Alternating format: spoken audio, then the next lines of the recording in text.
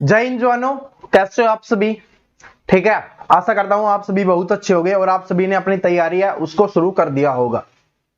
तो दोस्तों, SSC GD constable के लिए आज की क्लास में हम पढ़ने वाले हैं हिंदी। देखिए, हिंदी है वो एक ऐसा सब्जेक्ट है जो आपके पूरे में से पूरे नंबर दिला सकता है।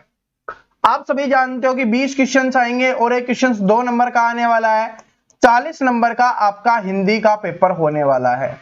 और दोस्तों, अगर थोड़ी सी मेहनत करते हो तो आप 40 में से 40 स्कोर कर सकते हो। क्या ये बात सभी को समझ में आ गई? क्योंकि ऐसे जब आप 40 में से 40 स्कोर यहां से करते हो तो ओवरऑल आपका स्कोर है वो काफी बढ़ जाता है, और अगर काफी बढ़ जाता है तो इसका मतलब सिलेक्शन के आप नजदीक पहुंच जाते हैं। अब आपके ऊपर डिपेंड करता है कि आप हिंदी को इग्नोर करते हो या थोड़ी सी इंपॉर्टेंस, ज्यादा नहीं, थोड़ी सी इंपॉर्टेंस अगर आप इसको देते हो तो आपका काम बन जाता है। तो बात समझ में आ गया। इसमें आपको क्या पढ़ना है, आज हम पढ़ेंगे मुहावरे। मजाक मजाक में याद हो जाएंगे, टेंशन मत लीजिए। और सारे के सारे क्वेश्चंस प्रीवियस ईयर क्वेश्चंस हैं। ऐसा नहीं यहां पर मैं आपको कुछ करवाने वाला हूं, बस आपको एक चीज समझाने वाला हूं यहां पर। क्योंकि हिंदी है कोई पढ़ा नहीं सकता, ये आप सभी जानते हो। पढ़ाने वाली चीज होती है, अगर ग्रामर होता, कुछ समझाना होता तो हम समझा देते। अब मुहावरे है उसमें कुछ समझा सकते हैं? नहीं समझा सकते। आपको याद करवा सकते हैं और आपको याद खुद करने होंगे, ये बात जानते हो। लेकिन एक बात आपको यहां पर बताना चाहूंगा कि मैं आपको इस तरीके से चीजें दे रहा हूं, यहां पर इस तरीके से समझा रहा हूं कि आपको पता चल जाएगा कि जब आप बुक से पढ़ रहे हो, यूट्यूब से पढ़ रहे हो, नोट्स से पढ़ रहे हो, तो उस समय आपको क्या करना है। उस समय सिर्फ आप सभी का एक ही मकसद होना चाहिए कि जिस तरीके से मैं पढ़ रहा हूं क्या मेरे दिमाग में वो चीजें सेट हो रही हैं। अगर चीजें दिमाग में सेट हो रही है मतलब सही जा रहे हैं, सेट नहीं हो रही इसका मतलब हम सही नहीं जा रहे। तो चलिए शुरुआत करते हैं सबसे पहले ही क्वेश्चन से। एग्जाम डेट आपकी यहां पर लिखी हुई है, आंसर यहां पर लिखा हुआ है। अगर आपको किसी को आंसर देखना है देख सकते हो, कोई दिक्कत नहीं है। ठीक है, ये सिर्फ एक क्लास में इसलिए ही करवा रहा हूं ताकि खुद का परीक्षा लेनी है आपको, कि देखोगे और निकालोगे, समझोगे, चीजों को समझोगे।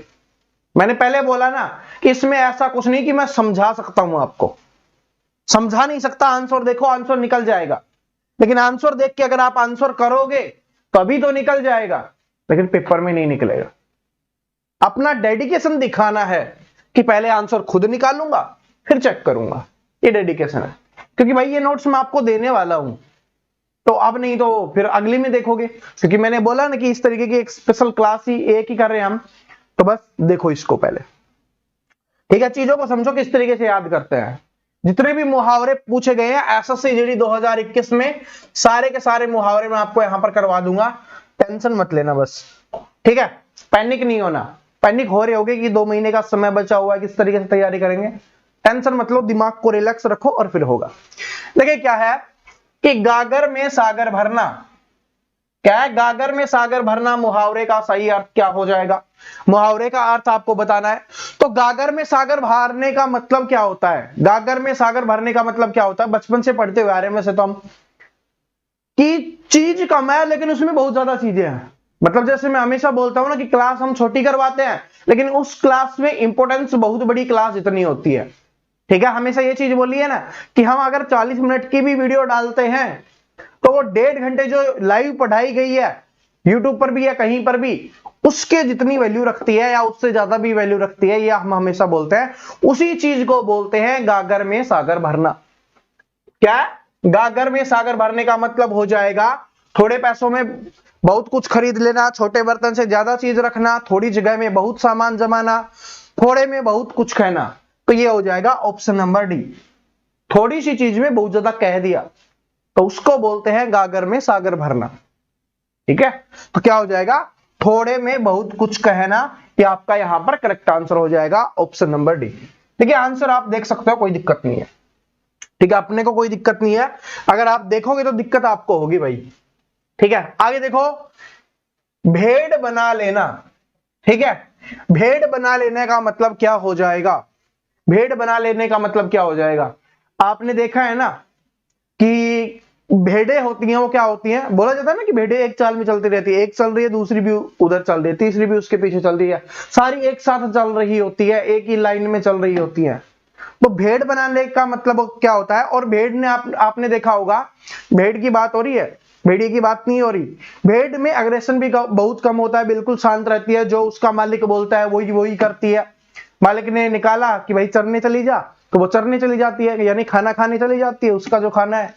बोलता है कि अंदर आ जा, तो वो अंदर आ जाती है। तो भेड़ बनाने का मतलब होता है किसी को अपने वश में कर लेना, या किसी को अपना गुलाम बना लेना। देखिए मैं क्यों बता रहा हूं, क्योंकि हर बार सेम चीज नहीं आएगी। इस बार क्या है, भेड़ बनाने का मतलब क्या हो गया, वश में कर लेना। क्या हो गया, वश में कर लेना। लेकिन अगर ये पेपर में दोबारा आता है, इस टाइप का पेपर में आता है और आएगा, क्योंकि क्या होता है कि 30 to 40% आपको यही चीजें देखने के लिए मिलेगी हिंदी वाली तो, और मैथ में तो ये 70-80 तक चला जाता है। ठीक है, तो यहां पर क्या है कि वश में कर लेना, अब फिर दोबारा आएगा तो तब क्या हो जाएगा, गुलाम बना लेना। तो ये चीजें मैं आपको बता रहा हूं ना, ये याद रखो, बस चीजों को समझना है, मुहावरा जो दिया गया उसको समझना है, उसके अर्थ को समझना है, फिर जो ऑप्शंस में दिया हुआ है उसको आप आसानी से निकाल दोगे। क्योंकि ऑप्शंस जो आपकी बुक्स में लिखा हुआ होगा, जो आप पढ़ रहे होगे, वो बिल्कुल सेम नहीं होने वाला पेपर में।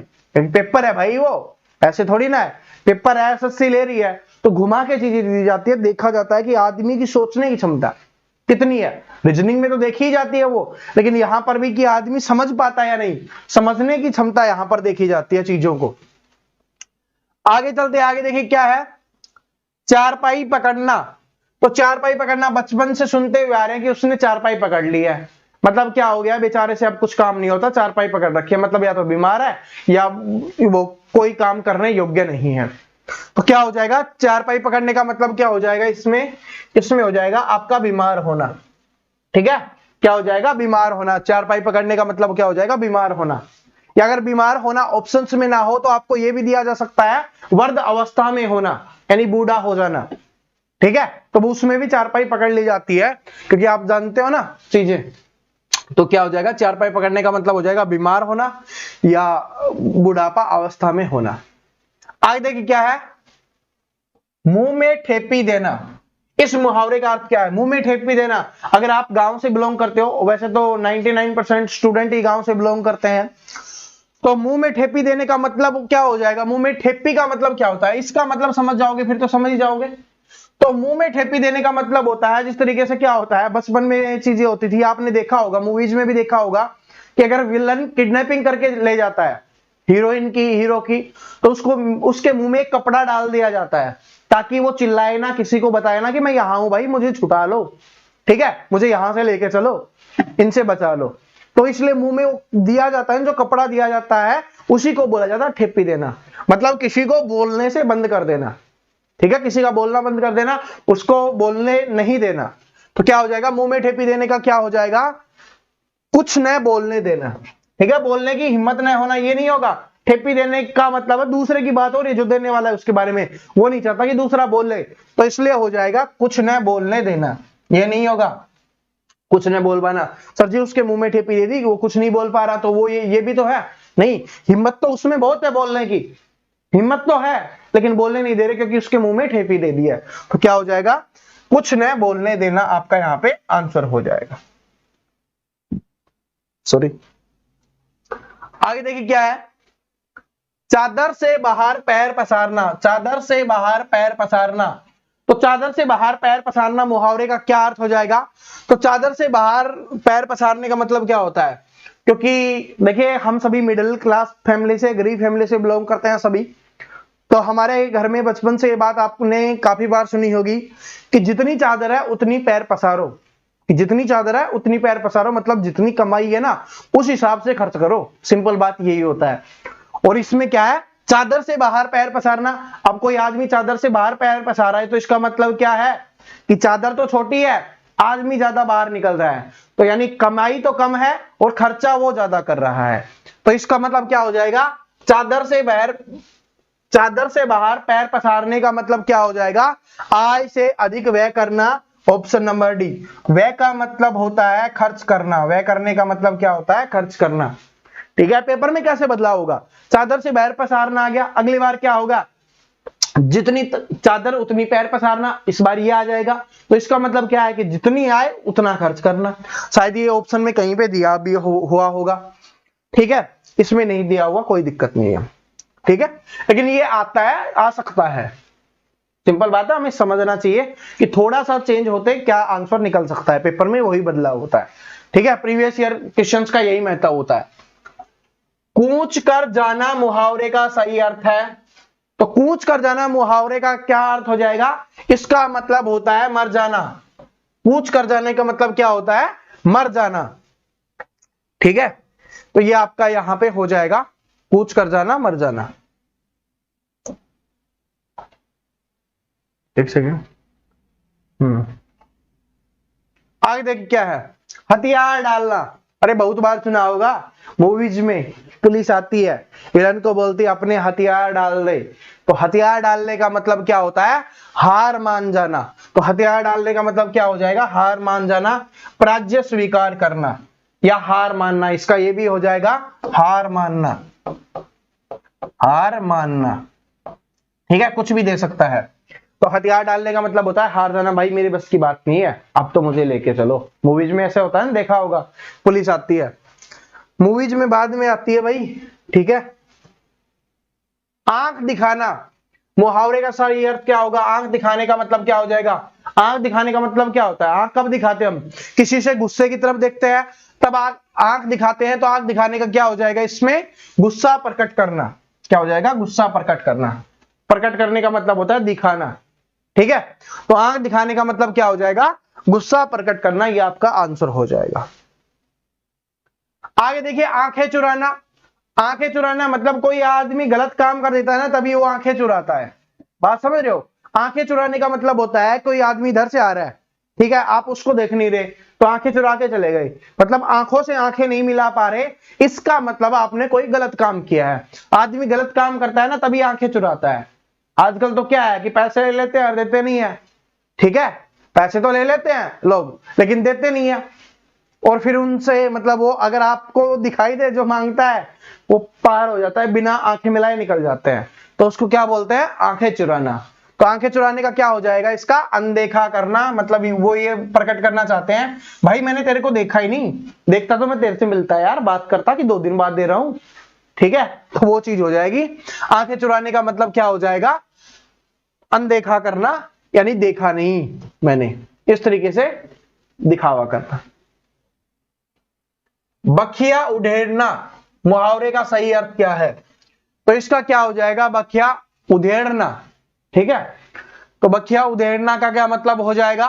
बखिया उधेड़ने का मतलब, अभी हरियाणा में तो अभी चुनाव चल रहे हैं ठीक है, सरपंची के चुनाव भी चल रहे हैं। तो उसमें क्या है, एक कोई दूसरे के बारे में बता रहा है, कोई दूसरे के बारे में बता रहा है, कोई कुछ बता रहा है। तो इसका मतलब क्या है? बखिया उधेड़ने का मतलब होता है जो उसके सीक्रेट है उनको उजागर करना, या जो उसकी गुप्त बातें हैं उनके बारे में लोगों को बताना। तो बखिया उधेड़ने का मतलब यही हो जाएगा। और यहां पर क्या हो जाएगा? आपका भेद खोलना, यानी जो उसका भेद है, क्योंकि यारी दोस्ती खत्म हो जाती है ना। अरे भाई भारत में ऐसा ही हो रहा है चुनावों की वजह से, ठीक है, यारी दोस्ती खत्म हो जाती है। जो भेद पता है वो बता देता है कि भाई उसने वो गलती की थी, उसको उठा दो, राजनीति में वो हार जाएगा। तो ये चीजें हैं। तो क्या हो जाएगा?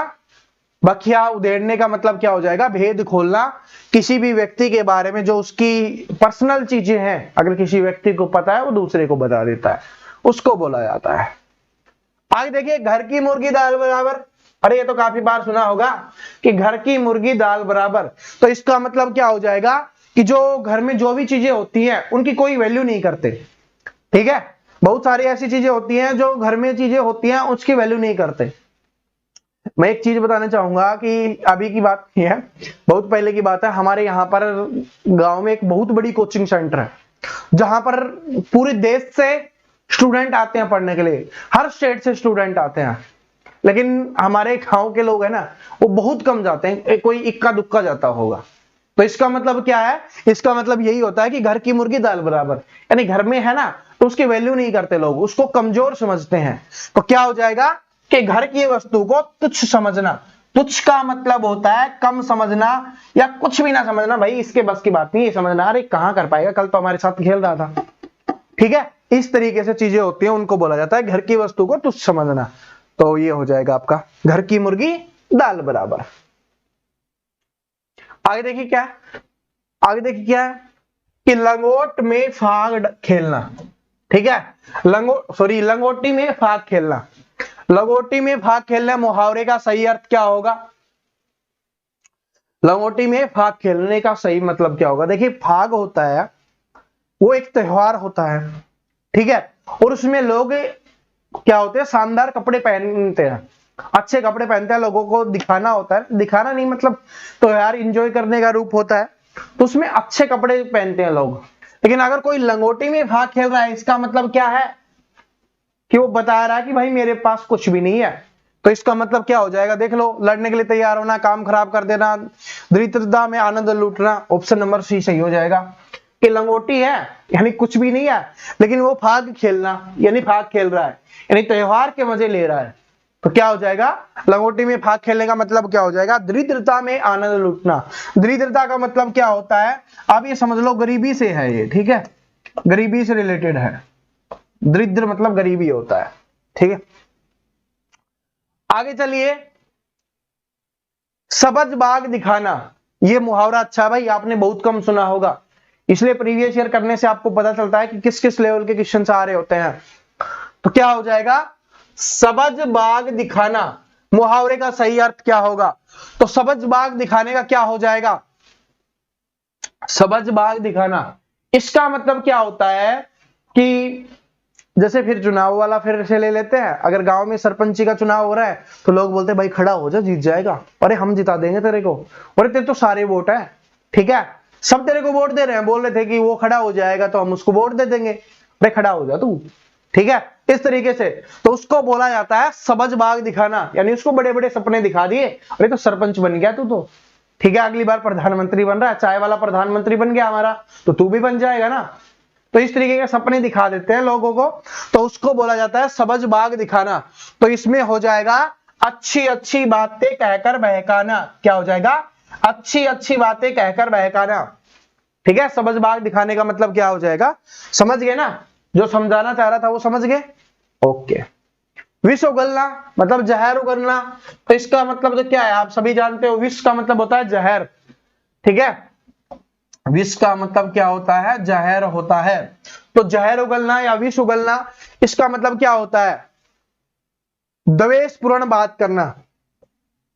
ऑप्शन नंबर डी, द्वेषपूर्ण मतलब ऐसी बातें करना जो कड़वी चीजें होती है, उसको जहर उगलना उसी को बोला जाता है, ठीक है। आजकल लड़ाई होती है ना, तो पता नहीं क्या क्या बोल देते हैं, तो उसको क्या बोलते हैं, जहर उगल रहा है भाई, ये तो बड़ा खतरनाक है, ठीक है। और हमारे एक मैथ के टीचर भी हैं जो जहर उगलते हैं, जानते होंगे उनको, तो अच्छे टीचर हैं, ठीक है।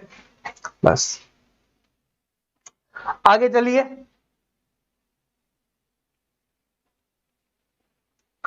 आगे देखिए क्या है, पो बारह होना, मुहावरे का सही अर्थ क्या है, क्या है, पो बारह होना, मुहावरे का सही अर्थ क्या हो जाएगा, पो बारह होना, इसका क्या हो जाएगा, वो सुना भी होगा ना भाई, पो बारह 25 होना, वो भी वही होता है, पो बारह 25 होना। और पो बारह होना इसका मतलब है कि बहुत ज्यादा लाभ मिल जाना, पो बारह 25 होना का मतलब होता है बहुत ज्यादा लाभ या खूब लाभ होना, इसका हो जाएगा option number C correct answer हो जाएगा कि पो बारह 25 होना या पो बारह होना, इसका मतलब क्या हो जाएगा, बहुत ज्यादा लाभ होना, या जो इसमें लिखा हुआ है खूब लाभ होना, हिंदी कैसे भी लिख देते हैं, ठीक है। बस तभी तो मैंने बोला कि मतलब समझ लो, आंसर अपने आप निकल जाएगा। क्या करना है, सिर्फ मतलब समझना है, आंसर अपने आप निकल जाएगा। हवा से बातें करना, मुहावरे का सही अर्थ बताइए। तो हवा से बातें करना, मुहावरे का सही अर्थ क्या होगा, तो हवा से बातें करना आपने सुना होगा ना, महाराणा प्रताप जी का घोड़ा था चेतक, जो हवा से बातें करता था, हवा से बातें करता था, सुना होगा ना। तो वो है भी कुछ इस तरीके से है कि राणा ने देखा इस पार तब तक चेतक था उस पार, ठीक है। ऐसे है शायद वो कि आगे नदियां पड़ी अपार, राणा ने देखा इस पार तब तक चेतक था उस पार, ठीक है। महाराणा प्रताप जी के बारे में तो जानते ही होंगे, तो उनका घोड़ा था चेतक, वो तो चेतक क्या था, बड़ी स्पीड से भागता था। तो हवा से बातें करने का मतलब क्या होता है कि चेतक जिस तरीके से हवा से बातें करता था मतलब तेज भागता था, तो इसका मतलब क्या हो जाएगा, तेज भागना या तेज गति से चलना, option number D, option number D. जो हमारे योद्धा है ना तगड़े तगड़े, उनके बारे में पता होना चाहिए भाई। ठीक है, देखो यार इनके बारे में जानो, आपको पता चलेगा भारत के बारे में। ठीक है, महाराणा प्रताप जी के बारे में जानो, ठीक है, शिवाजी महाराज जी के बारे में जानो, और भी बहुत सारे हैं। ठीक है, जानो, आपको पता चलेगा जिंदगी क्या होती है, किस तरीके से लड़ी जाती है, किस तरीके से योद्धा बना जाता है, किस तरीके से एक लीडर बना जाता है। ये सारी चीजें, क्वालिटी आपको वहां से देखने के लिए मिलती है। शिगुफा खिलाना, इस मुहावरे का सही अर्थ क्या होगा? तो शिगुफा खिलाने का मतलब होता है, इसका मतलब हो जाएगा आपका विलक्षण घटना का घटित होना, सिफारिश करवाना, काल्पनिक योजना बनाना, बहुत उपद्रव करना। तो इसका हो जाएगा विलक्षण घटना का घटित होना, विलक्षण घटना का घटित होना, शिगुफा खिलाना। देखिए स्टार लगा के लिख लो, इंपॉर्टेंट है, आपको किसी बुक्स में देखने के लिए नहीं मिलेगा, लेकिन ये एसएससी जीडी में पूछा गया था 24 नवंबर 2021 को। ठीक है, और अभी नवंबर ही चल रहा है, एक साल पहले ही पूछा गया है, आफ्टरनून शिफ्ट में था, और आंसर ए है विलक्षण घटना का घटित होना। ठीक है, समझ में आ गया, अच्छे क्वेश्चन है। आगे देख क्या है, कान भरना। कान भरने का मतलब क्या होता है? चुगली करना, चापलूसी करना, चुगली करना उसी को बोला जाता है। तो कान भरने का मतलब क्या हो जाएगा? चुगली करना। ठीक है, कान भरना, चुगली करना, बचपन से सुना है, और बचपन से सुना है ना? अरे नहीं सुना तो बताता हूं, चुगली वाला कौन सा है? जो माता कैकेयी के कान भरे गए थे, किसके द्वारा भरे गए थे? आप कमेंट करके बताना। ठीक है, तो उसी को बोला जाता है चुगली करना। अगर कोई व्यक्ति दूसरे व्यक्ति को पसंद नहीं करता तो उसके बारे में कुछ गलत बातें बोल देता है, तो उसी को बोला जाता है चुगली करना। फूल झड़ना, फूल झड़ना बोला जाता है ना कि भाई वो तो बड़ा मीठा बोलता है, और इतना मीठा बोलता है कि उसके मुख से फूल झड़ते हैं। तो फूल झड़ने का क्या हो जाएगा यहां पर? प्रिय वचन बोलना, बहुत मीठा बोलना। प्रिय वचन बोलना हो सकता है, या बहुत मीठा बोलना, ये भी हो सकता है। मीठा बोलना ये भी हो सकता है, ऑप्शंस में कुछ भी हो। देखिए बोलने वाले लिखे गए हैं सारे, तो ये भी हो सकता है। प्रिय वचन बोलना तो मीठा बोलना, वही होता है।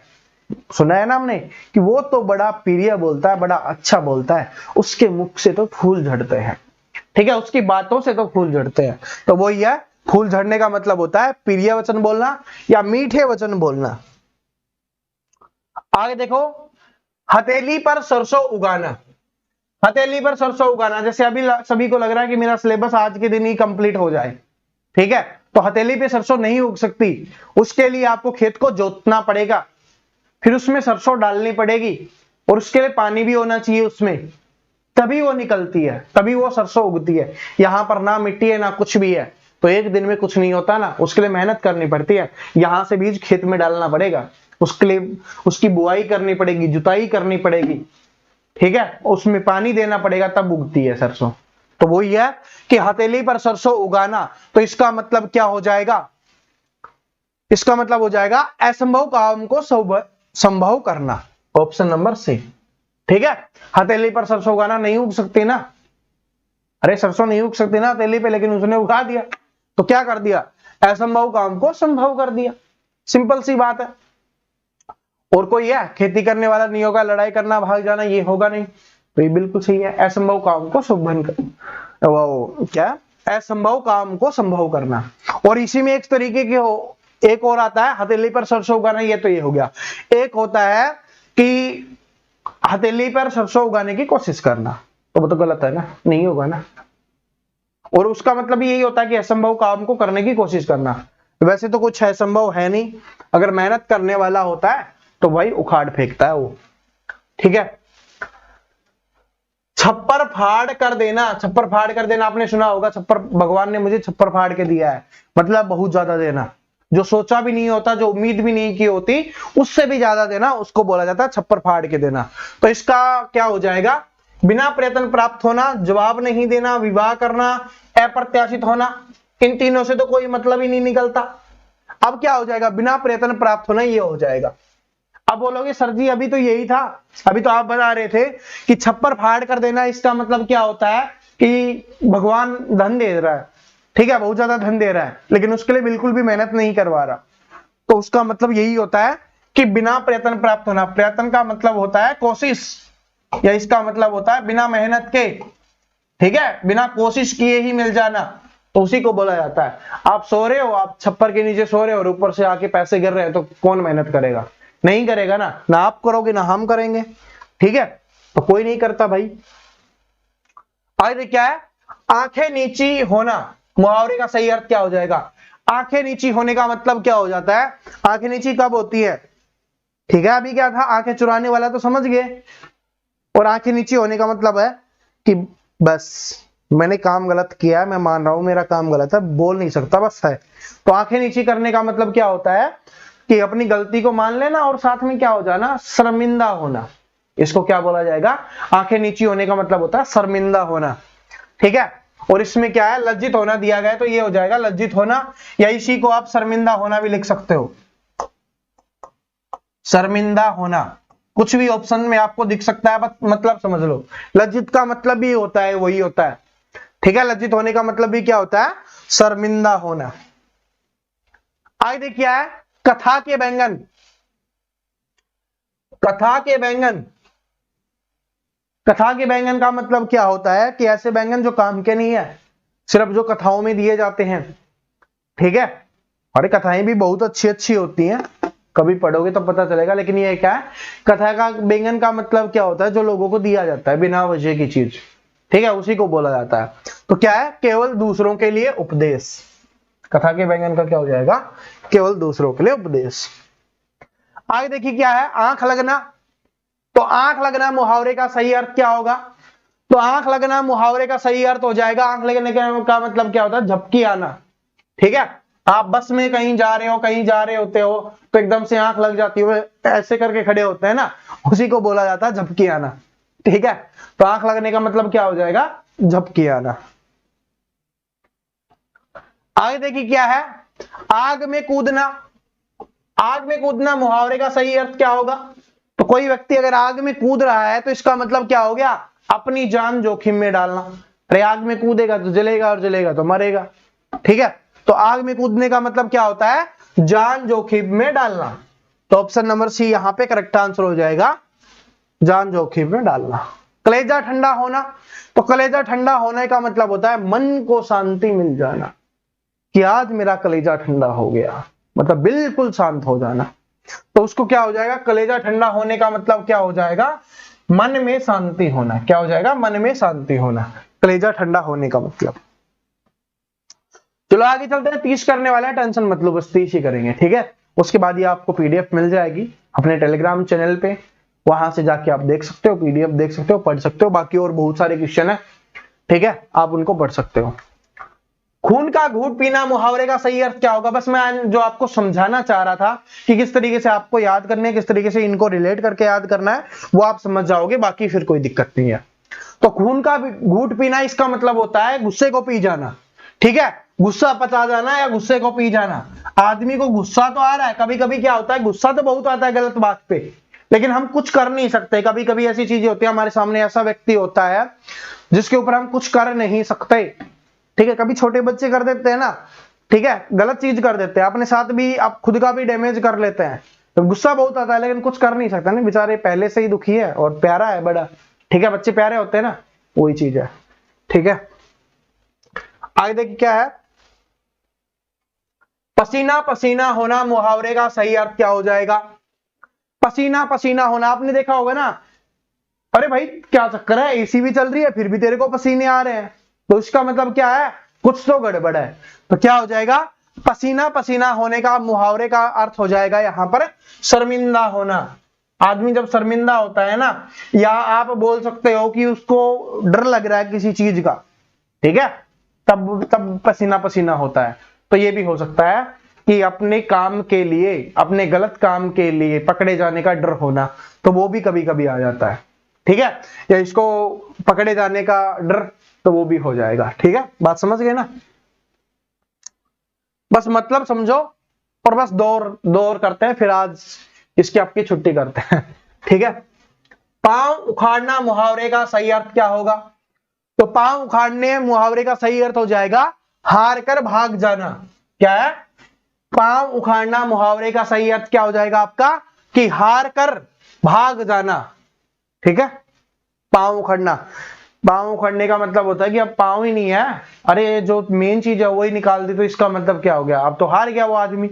और हार के भाग जाना उसका मतलब हो जाएगा पांव उखाड़ना, वो अलग है, ये है उखड़ना, इसलिए वो भाग गया, ठीक है। उखाड़ने वाला तो समझते हो ना, वही है, उखड़ना है इसलिए भाग जाएगा, हार कर भाग गया या हार के भाग जाना। चटनी हो जाना, कति चटनी हो जाना, चटनी हो जाना, चटनी हो जाना। देखिए क्या होता है, चटनी बहुत ज्यादा स्वादिष्ट होती है, बहुत ज्यादा स्वादिष्ट होती है। हम कभी आपने अरे हम सभी जाते हैं ना छोले भटूरे खाने जाते हैं, तो चटनी अच्छी होती तो पहले ही निकल जाती, भाई थोड़ी चटनी और डालना, ठीक है, ऐसे ही होता है ना। तो इसका मतलब होता है चटनी हो जाने का मतलब क्या होता है, बहुत जल्दी खर्च हो जाना या बहुत जल्दी खत्म हो जाना, ठीक है, बहुत जल्दी खर्च हो जाना या बहुत जल्दी खत्म हो जाना, तो ये हो जाएगा, ठीक। तो दोस्तों आशा करता हूं आपको पता चल गया होगा किस तरीके से याद करते हैं, किस तरीके के क्वेश्चंस आपके पेपर में आते हैं।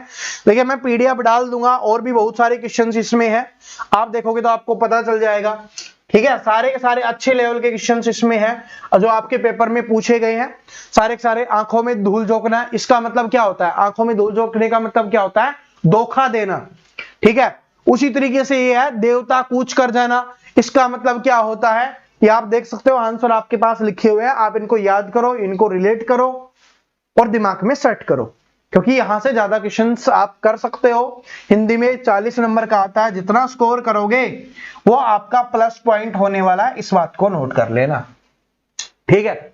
अपने सभी दोस्तों को बता देना, सभी दोस्तों के साथ शेयर कर देना।